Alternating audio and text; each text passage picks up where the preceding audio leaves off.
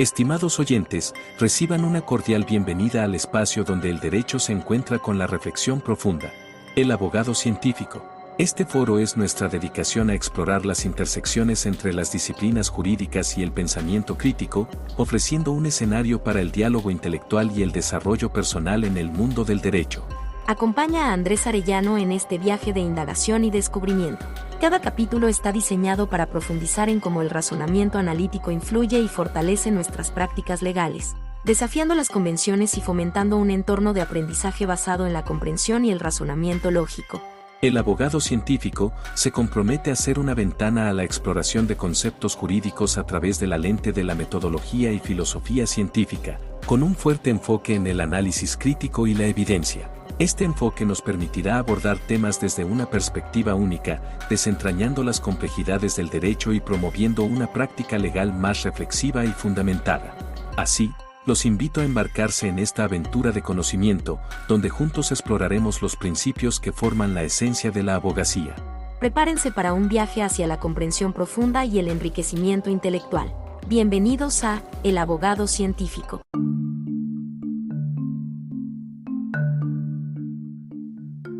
Estemos de acuerdo en un par de cosas. El razonamiento lógico es una parte del quehacer técnico del abogado que ayuda a aclarar ideas y dar exactitud a lo que se desea expresar argumentativamente. También, que la actitud racional es insistir en que el análisis conceptual es tanto más valioso cuanto más complejo es el objeto de estudio. Aunque muchos lamentablemente desatienden tan importantes encomiendas y así defienden a las personas. Ahora sí, iniciamos este episodio. En otro tema, hasta este momento hemos hablado muy sintetizadamente de la deducción. No obstante, antes de continuar con el tema, haremos una observación, un resumen general y continuaremos con la deducción caracterizándola. Luego se dará un ejemplo para comprender ese mecanismo que está ahí en la deducción. Así pues, resulta pertinente indicar como punto de partida que, siguiendo a Bunge, desde un punto de vista puramente formal, demostrar, probar y deducir son lo mismo. De ahí que en algunos casos en que un abogado o un juez, magistrado, fiscal o diversa autoridad pidan demostrar cierta afirmación que involucra elementos de tipo normativos, en el sentido de estar en una ley, ser un artículo, determinado código, etc., conceptuales como determinado marco teórico que explica determinado área normativa, etc., o ambas,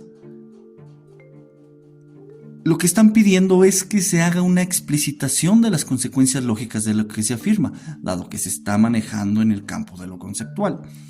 En efecto, el abogado se ve en la necesidad de realizar cierto tipo de razonamiento. No obstante, el razonamiento no es solamente uno, sino todo una cadena de razonamientos, los cuales no son arbitrarios porque están guiados por un término medio o regla de inferencia que permita o prohíba llegar a una o más conclusiones válidas en su forma. Por lo que cada inferencia válida será una demostración o prueba y constituirá un argumento sólido que muestre la validez de aquella afirmación de la que se pidió una demostración. Ahora sí, sigue el resumen. Hemos hablado muy sintetizadamente de la deducción, te vuelvo a repetir, o que es lo mismo, de una forma de derivación de premisas a una conclusión. Entre otras cosas, te comenté que la deducción o derivación es un paso a paso entre premisas, y ahí, en medio de ese paso a paso, como especie de camino sobre el que se pisa y que, valga el énfasis, permite realizar esa derivación, se encuentra ya un término medio, como el empleado en el silogismo tradicional, o bien una regla de inferencia. Esto nos ayuda ya a ilustrar que el silogismo tradicional es solamente un tipo de deducción, siendo que existen otras 9 formas de argumentos que pueden ser tomados como válidos y elementales para ser aceptados como reglas de inferencia. Entre esos se expuso concretamente el modus ponens, que es el más básico de todos y que realiza una separación en sus premisas o componentes. El modus tollens, que es empleado para negar toda una tesis, dado que se niega el consecuente, y de este se deriva la reducción al absurdo, empleado para realizar pruebas indirectas y mostrar que la negación de la conclusión hace caer el razonamiento en un absurdo, y pues estaba el silogismo hipotético, empleado para explicar la conexión entre causas y efectos, o bien, y aquí hay algo interesante, para poder desdoblar, según sea el caso, el modus ponens. Ahí hacer pues un proceso de razonamiento de antecedentes consecuentes y conectar unas premisas con otras, ¿no? El silogismo disyuntivo, empleado cuando en cierto texto legal o resolución se emplea la disyunción o, ¿no? Para poder distinguir si es inclusiva, exclusiva y cómo poder hacer esa derivación entre antecedentes y consecuentes. También estaba el dilema constructivo y el dilema destructivo, que se emplea, entre otras cosas, para plantear dos opciones, ya sea con consecuencias negativas o positivas, y que dijimos que era útil en las audiencias para poner en aprietos al juez y las partes.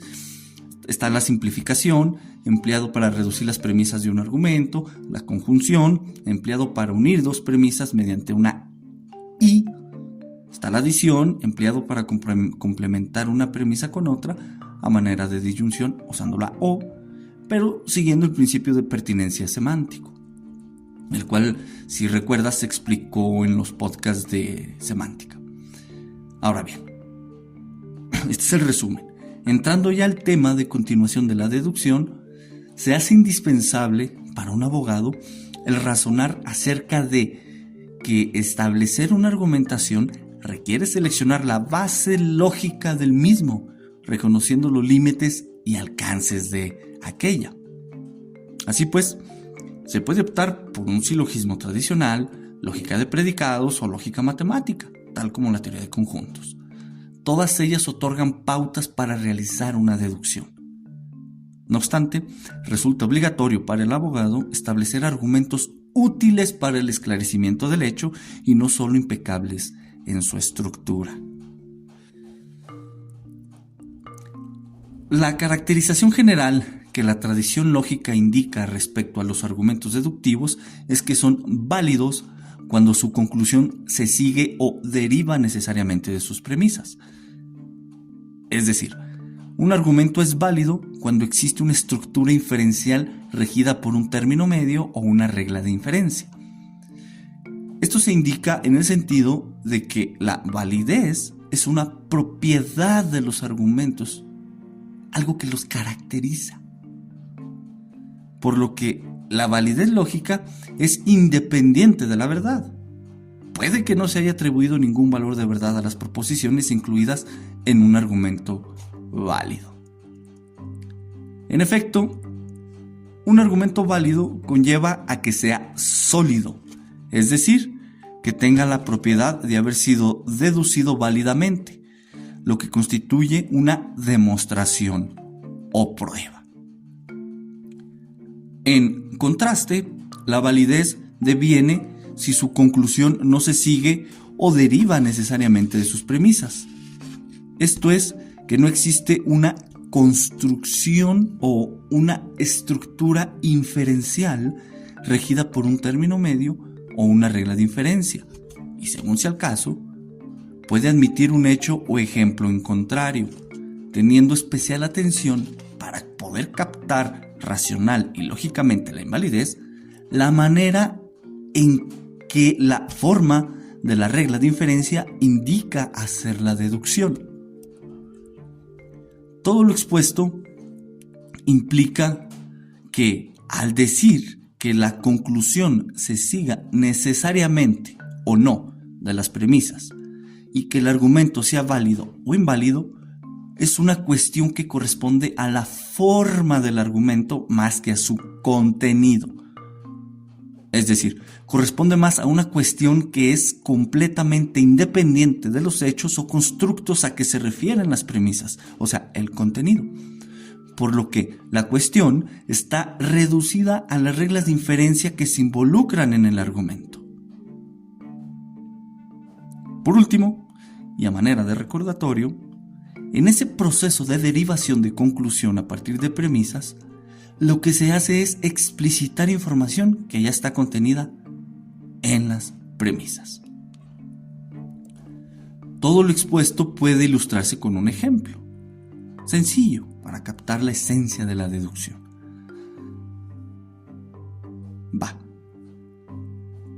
Cuando el abogado va a una audiencia, se viste de traje.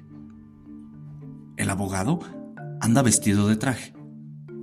Por lo tanto, el abogado va a una audiencia. ¿Qué clase de argumento es? ¿Válido o inválido?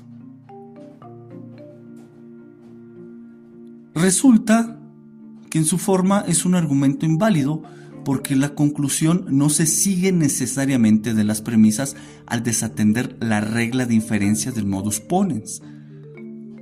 Luego, en su contenido, admite un hecho o ejemplo contrario, tal como que el abogado anda vestido de traje porque va a una boda, un bautizo o graduación y no necesariamente va a una audiencia.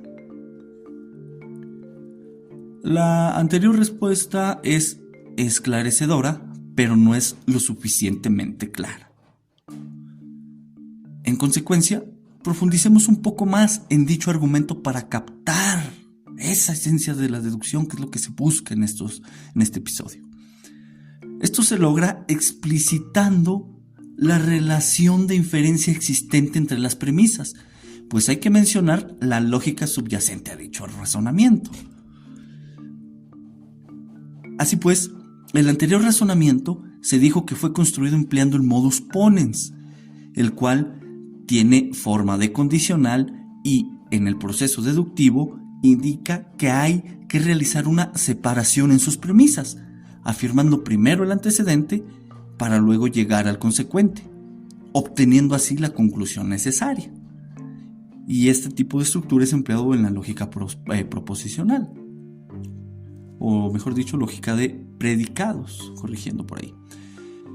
En este caso, la primer premisa es el condicional cuando el abogado va a una audiencia, se viste de traje, el cual, para evitar alguna confusión con el término cuando, así como con la coma que está ahí implícita, puede reformularse esta premisa explícitamente de la siguiente manera: si el abogado va a una audiencia, entonces se viste de traje. Luego, en el ejemplo, al hacer la derivación, se expresa en la segunda premisa un cambio entre el antecedente y consecuente, porque constituye como antecedente que el abogado anda vestido de traje. Finalmente, la conclusión que originariamente está expresada por el consecuente, en este caso cambió a el abogado fue a una audiencia. De ahí que la invalidez está precisamente en la segunda premisa, pues se afirmó como antecedente que el abogado anda vestido de traje, lo cual formalmente constituye el consecuente del condicional indicado en la primera premisa. Inmediatamente, en la conclusión se afirma como consecuente el antecedente del condicional de la primera premisa, a saber, el abogado va a una audiencia. En efecto, se constituye una invalidez del argumento, junto a una condición que permite establecer la existencia de la falacia formal que suele darse en los razonamientos deductivos, llamada falacia de afirmación del consecuente.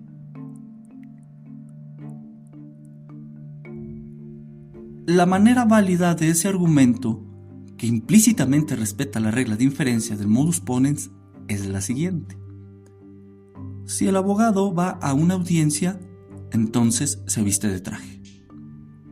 El abogado va a una audiencia. Por lo tanto, el abogado se vistió de traje o se viste de traje. Nótese cómo se respeta el orden deductivo del modus ponens, porque en la premisa 2 se afirma debidamente el antecedente. El abogado va a una audiencia. Luego, puede decirse en la conclusión, por lo expresamente dicho en la primera premisa, que necesariamente el abogado se vistió de traje. Para captar esa idea o concepto de necesariedad que tanto se ha dicho, hay que tener muy claro y comprendido que en ese proceso de derivación de la conclusión a partir de premisas, lo que se hace es explicitar. Esta es la clave. Explicitar información que ya está contenida en las premisas, sin que, evidentemente, pueda decirse nada nuevo o fuera de ese contenido. Esto es, un abogado lógicamente puede comprender la necesariedad como un pasar obligatoriamente a obtener obligatoriamente una conclusión válida, empleando la forma que otorga las reglas de inferencia o término medio para manejar el contenido de las premisas. Por lo que justamente es la forma del razonamiento lo que da sustento a la necesariedad de la conclusión. En consecuencia, si un abogado se enfrenta a un complejo objeto de estudio, parte de la actitud racional que tiene que asumir consiste en realizar un análisis lógico en cuanto a la forma de la argumentación que presenta, o sea, describe, explica, muestra al objeto de estudio. También un análisis fáctico o conceptual del contenido de ese objeto de estudio. Y en su caso, una vez hecho lo anterior, restarle solidez o fortalecerlo en caso de que ese argumento esté endeble. Por ejemplo, cuando en alguna audiencia se es asesor jurídico y hay que apoyar la argumentación del fiscal. Otro ejemplo, cuando se está en una audiencia de impugnación de determinación ministerial, ya sea como abogado defensor que ataca la determinación ministerial o bien que apoya la determinación ministerial, cuando esta es, por ejemplo, de abstención de investigación. O bien, cuando se realiza un amparo en materia penal, ya sea en representación del tercero interesado o quejoso, pues en el primer caso hay que fortalecer el acto de autoridad, lo que implica su argumentación, y en el segundo caso hay que atacarlo, y evidentemente su argumentación. En suma, cuando se ataca o defiende un argumento, un buen punto de partida para desarrollar la propia argumentación lo es el análisis de la validez lógica del argumento de la contraparte, lo cual requerirá de un trabajo de reconstrucción racional que logre explicitar la relación de inferencia, o sea, la validez o invalidez, existente entre los argumentos. Luego, hay que centrarse en el contenido. Con esto se logra fuerza argumentativa, además de rigor y claridad. Si quieres escuchar un ejemplo porque es un ejemplo amplio que requiere un cierto orden de reconstrucción racional o reconstrucción conceptual, puedes buscar aquí en el podcast el episodio de presunción de la prueba presuncional. Son 2 episodios. El primero es donde se trata la reconstrucción racional que se hace en un amparo de la Suprema Corte de Justicia de la Nación para explicar cómo se construyó utilizando reglas de inferencia una presunción y la forma que tiene y cómo se extraen consecuencias y cómo se llega a una negación de una presunción abstracta. Muy interesante, búscalo.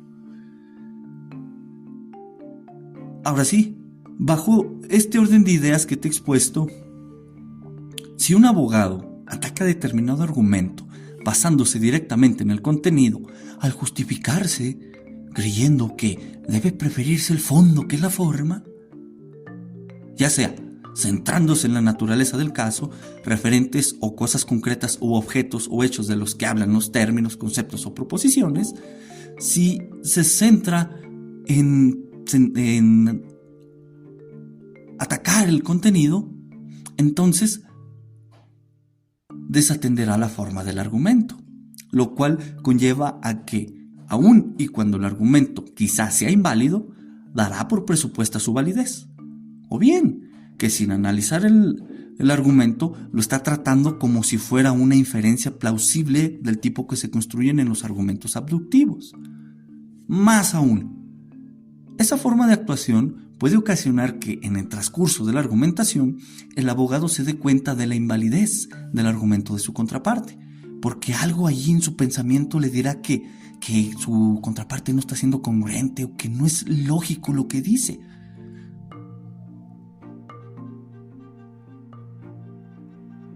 Pero no sabe exactamente bien el por qué, no es así congruente o lógico, lo cual ocasionará un desorden y falta de claridad en la argumentación del abogado. Esa sensación de que algo no es lógico deviene de que la lógica se ocupa solo del uso cognoscitivo del lenguaje. De ahí se genera en parte esa sensación.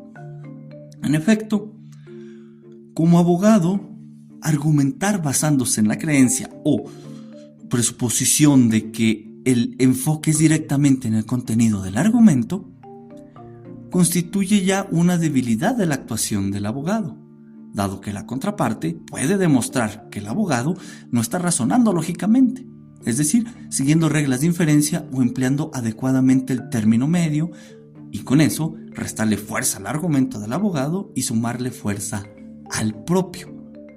Por lo tanto, para evitar esa situación, primero es más adecuado analizar la forma del razonamiento empleado, tanto el propio como el desarrollado por la contraparte, ya sea otro abogado, un fiscal o una autoridad, que en el concepto de autoridad, según el contexto, también incluye al fiscal. En el caso del análisis de la validez lógica del argumento de una autoridad, atento al mandato del artículo 16 de la Constitución Política de los Estados Unidos Mexicanos, sus actos han de estar fundados y motivados, es decir, expresados en una norma y motivados o razonados de manera que sean congruentes internamente, o sea, no se contradigan y que sigan las reglas de la lógica, las cuales se traducen en las reglas de inferencia o el adecuado empleo del término medio que ya se ha explicado en el episodio anterior.